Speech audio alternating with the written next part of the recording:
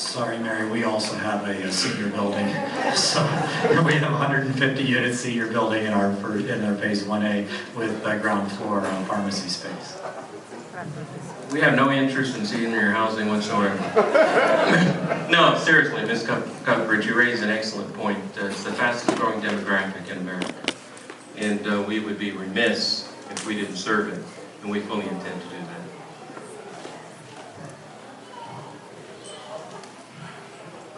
Thank you, Commissioner. I think what we said from the beginning is that we didn't parachute in here with the plans for what you needed. We started from the beginning that this is about a partnership. This is a collaboration with the community. We know that housing is an important component, but we believe very strongly that we need your input as partners in this engagement to define what are the types and the unit mix of housing that the community really want to see here. So I think that we said from the very beginning that we can do the bricks and sticks. That's not an issue. But what we want to know, we want to be sensitive to, is what is the community desire as we build out this wonderful campus. We have with us as a partner, and I share that with you, who is one of the largest mixed-use developers and has focused on senior housing. And I'll let Dave talk a little bit about that, but I want to thank you for that. And the reason why we didn't mention that, because we believe in a true partnership, and we wanted the community's input to define for us what it is that you would like on this campus. Thank you, Stan. Yes, real quick. First, Phil's done a lot of design in the senior housing area. Historic rehab with senior housing is something we've done a lot of, so this would fit right in with what we'd like to do. And assuming the community says this is important to us and this is what we want, we would welcome that opportunity to develop quite a bit of the housing as senior housing, both affordable and market rate. Jessica Franklin, I've been working in development in Washington for about 30 years. The question I have is about retail. We all want retail, and we all have in our heads what we'd like to see happen. The truth is there's some underlying economics, and there are conditions where you may get the kind of retail that respond to the daytime, but in the night when people go home from work, then nothing happens. So what kind of specific strategies are you going to bring to this to make sure we get a broad base of retail besides a Giant and an IHOP?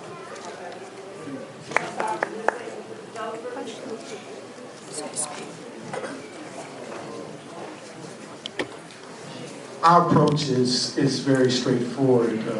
We know that part of our challenge is to change the concept of what is available and what people like and what people feel safe doing here in our community. This development, I think, gives us an amazing opportunity to look at not just the campus, but to integrate the campus with the surrounding communities in a way that we can maximize the retail response and the retail value both on the campus and outside of the campus. What we have here is an opportunity to create an income stream that does not exist today, looking at how we leverage our innovative village. We're not talking about a hub, we're talking about a whole change in concept as to how we innovate. And innovation is much greater than technology. There's innovation in financial and finance modeling. There's innovation in education. There's innovation in manufacturing. There's innovation in distributing. There's innovation in every aspect of what you do. We believe, looking at and talking to the consortium, that we can create the kind of energy that develops the income stream to support a variety of retail options. And one of the things, because I live in this community, that we lack is sit-down restaurants where we can really live, work, and entertain. And so what we want to do is work with our community, show you how we can create from this infrastructure the capacity to generate the income stream to support retail that would be of a variety of natures for us here. I totally agree with Stan. I won't summarize all that he just said. Our deliverable very early on to help start that and that vision is the hotel. Limited service, 150 to 250 keys. We've already had major banks, lenders, and others come to us already on the hospitality portion because of the neighborhood and because the Coast Guard's across the street, Census is down the street. Where's the hoorah? He's probably here. There he is. The hospitality is very important because with that you get 24/7, and you get, that's why we had retail down below on MLK, and that's real because those people staying there, you need places to eat, sundries, you need dry cleaning, there's local business people here now that are going to be there. And that's our first our first real deliverable on delivering that retail that Ward 8 in this area very much needs and deserves. They're queuing me off. So, yeah, I mean, everybody's talking philosophy, and I think that there's a lot of great philosophical ideas about innovating and bringing innovative retail, and this is something that we've started to do already in historic Anacostia. If you go down to the Anacostia Art Center, you can see small local businesses doing innovative retail in Anacostia. This is something that Tim Donnie knows a lot about, and you can talk to it a bit. But we've been doing this, and we think that, and we've got a long way to go. But but Uniontown Bar and Grill, Anacostia Art Center, you can go to Shaw and you can look at some of the creative retail that we've brought to that neighborhood. The way that kind of retail comes about, the people that best know what kind of community serving retail the community wants and needs is the community. And so putting the community in an ownership position where they can deliver those types of opportunities is exactly what we hope to do. And just real quick, we don't just show up and pop up just to present to you, but we out here every week, every day. And Congress Heights Main Street just facilitated envisioning Congress Heights when we activated the corridor and reimagined Congress Heights, and we explored what people are spending their money on now, but that will change in the next 3 to 5 years. So the kind of retail is really about the types of retail we can do in the beginning, and then how it grows as the income grows in the community. But again, these are people in the community, and we've been activating that pavilion doing retail every week this summer. And we got people in here from the community.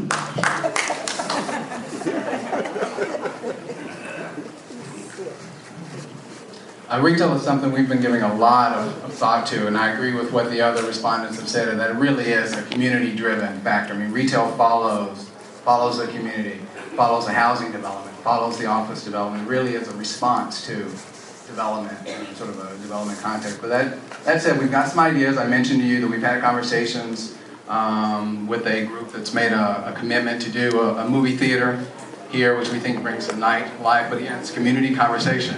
What do you guys think? How can it be done? What types of things should be shown? We've had some great ideas for retail incubation that we've worked on. We can take young startup companies, like you see out in Brookland. If you've ever been out to the Monroe Street in Brookland, they've got retail bays there. That's basically a lit shell. You can go in, rent space very cheap, and start your own company. We've done some innovative retail developments both here, and also in New Orleans. I won't get into a lot of detail. You can learn more about us when you chat. But we've done some very innovative projects, like jazz markets, Southern Food and Beverage museums, where we've incorporated local culture into the retail. I think that's something that can be done here.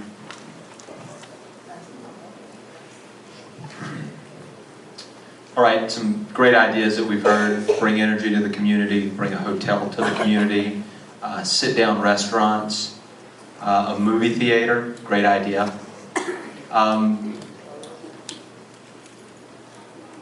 What you need to support retail is you need tenants. You need a successful neighborhood. And that's what our team is here to do, is to bring tenants to the office community to support this retail. The hotel is a great idea, but the hotel alone cannot support the retail that this site will need. And we can get very creative. DC, we all know, we're all seeing it. It's exploding with retail. I see it every day in the CBD and the East End, where the buildings are very well occupied and they can barely support the retail. So we have to get the tenants to the site to support the retail. And then you can decide on exactly what it is as a community. Do you want a busboys and poets? Do you want a movie theater? Do you want a diner where you can get breakfast with your kids on Saturday? and pizza on Friday night, but you have to have the tenants. I'm retired, I'm going here, speak now, I'm here. My name is Vaughn Black, local business owner, Garcon Productions. And I hear a lot of people talking about retail. My question to you guys are, because there's a lot of development going on around DC, there's a lot of people coming in, people coming outside of DC into DC, and they get money, they get opportunities, they get loans, they get a whole lot of things that a lot of us are not able to get. So all of you guys are talking about bringing things here.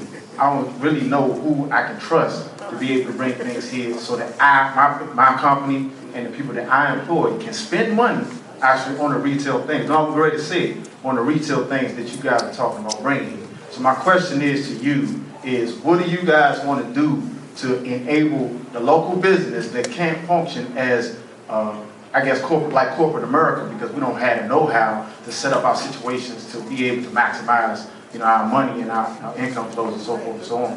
What are you going to do to educate us, already established business owners, not little young kids growing into being business owners, to help us to be able to become tenants, like this man just said, in some of the establishments y'all talking about, so we can feed our families? Thank you. Okay. Start in the middle. Start with the guys that got the answer. So we did talk about it. I don't know if we were able to be here for our presentation earlier, but we totally feel where you're coming from, and we've got a program to do exactly what you're describing. We've got our innovation program is going to have space for production companies like yours, and will be able to be housed there and help connect you to national brands that are doing the work that you can deliver. So that's exactly. It's a softball. But the proof is in the pudding. The next we've had 2 folders of envelopes of businesses we've already contacted in Ward 8, even before this presentation. Been doing this for months, and in our presentation, the Innovate 8 plan, which provides technical assistance to businesses, which is incorporated the District Creative Economy Plan, was a plan that was developed through a series of Ward 8 Arts and Culture Council meetings over the past 6 to 12 months. Well, let me say that all of the questions that you've asked so far has to do with the community benefits agreement. We will come to the community, and the community will decide how the developer will engage in the community. And first of all, businesses have to have, our small businesses need some capital. We're committed to working with our developer to make sure that we have capital that will help businesses with training, entrepreneurship training, innovation. So it comes from the community. That's what I'm saying. When we get together in the community will decide what we need from the developer, as opposed to the developer coming to the community telling you what we're going to do for you. But we want to partner with the community through a community benefits agreement, which is in writing and enforceable, because it's in writing.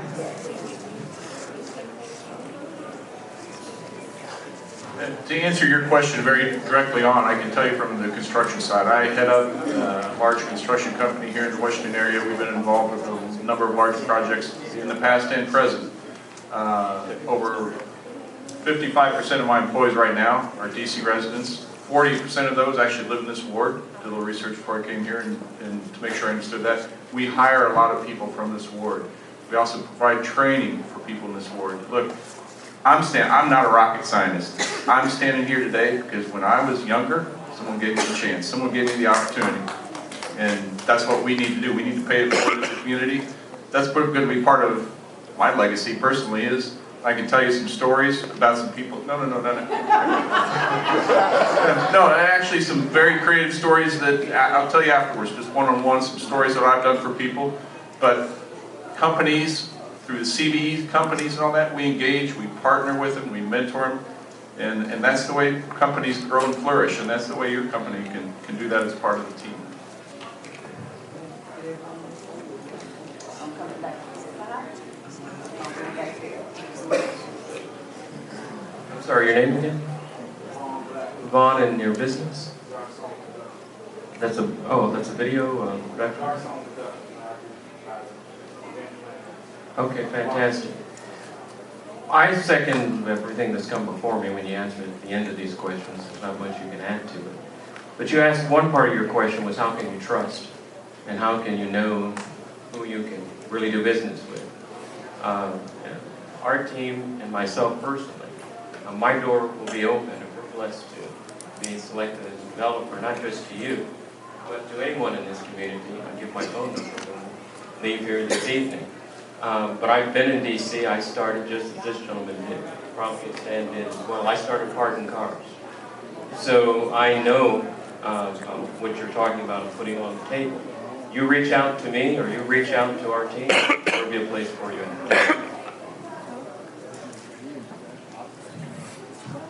What I want to give you is a real example. We have a partner who's on our team who is local, DC based, Ron Dixon, to talk about this whole issue of how we partner and network so that companies like yours can grow. That's why we named our org structure the Innovative Village, and not a hub. So Ron, tell me a little bit about the automation. So we're here representing a project called the Ideaplex, and you know it's a lot of what you heard about already. It's about training. It's also about co-working space, affordable space for businesses. But in addition to that, we think to accelerate our local businesses, you know, what we have to do is invest in infrastructure. You know, oftentimes the thought is we're going to import everything that's good. There's so many dynamic, creative businesses in this city that we need to get behind, we need to facilitate. It was mentioned earlier, you know, a lot of times what we just need is a start.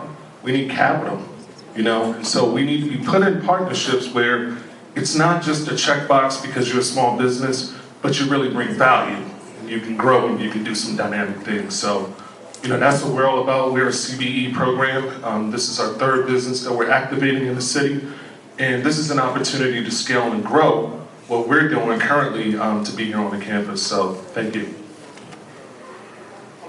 The few parcels that he has in this country that's still standing.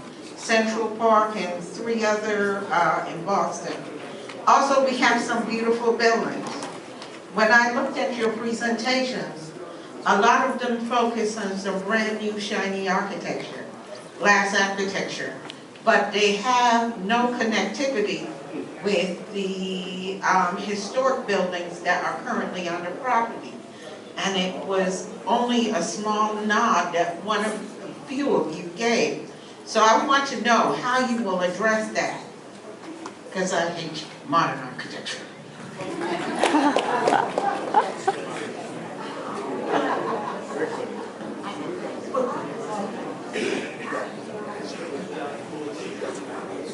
I'm starting from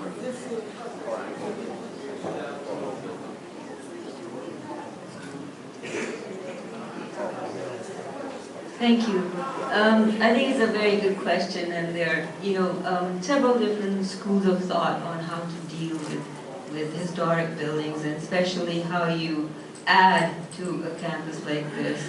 I think the most important thing about adding inside a historic district, and I did a project with Jessica in Capitol Hill, which is adding, I think, 100 and some odd units inside the historic district. And the best thing that you can do is to add value to the existing buildings by not copying them, because that dilutes their value, and to restore them and then provide architecture that's more of your time, of this time.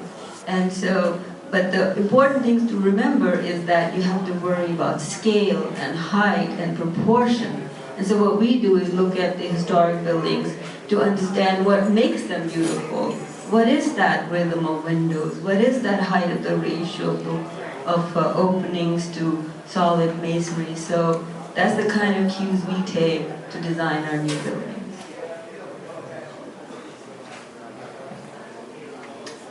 So working with Frederick Law Olmsted is a privilege to be had, certainly, and working with a community that cherishes the landscape that's developed by him and the layout of St. Elizabeth's with the small views and pocket parks and area ways and connectivity that breaks up the distance from the metro all the way to the R.I.S.E convention and the R.I.S.E Center really is a treat. And so the concept that we've developed highlights those things.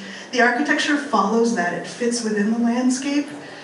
We've done that in projects like the National Zoo. We renovated that Frederick Law Olmsted landscape, believe it or not. And fitting those buildings so they're complementary. They'll be of modern materials, not old materials.